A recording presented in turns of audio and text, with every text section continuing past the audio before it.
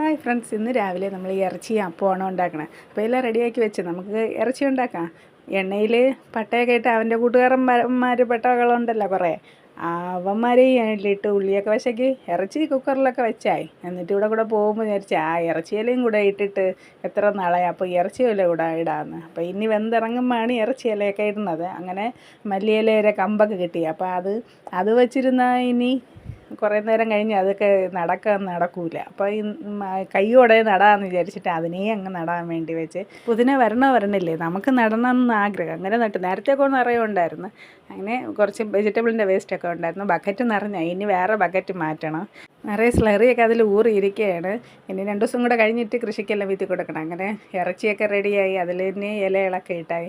അപ്പത്തിന് അരച്ച് വെച്ചിരുന്നു. ഈ അണ്ടാവിൽ വെച്ചിങ്ങനെ നോക്കണ്ട, അത് പൊങ്ങി കളയുമെന്ന് വിചാരിച്ചിട്ടാണ് അതിൽ വെച്ചത്. അങ്ങനെ അപ്പമൊക്കെ ചുട്ട് പപ്പൂനും കൊടുത്ത് എല്ലാവർക്കും കൊടുത്ത് ഞാനും ഒരെണ്ണം കഴിച്ച്. അപ്പോൾ ഓക്കെ ഫ്രണ്ട്സ്, ഇന്നത്തെ വിശേഷം എത്രയാണ്. അപ്പോൾ ta ta, bye bye, see U.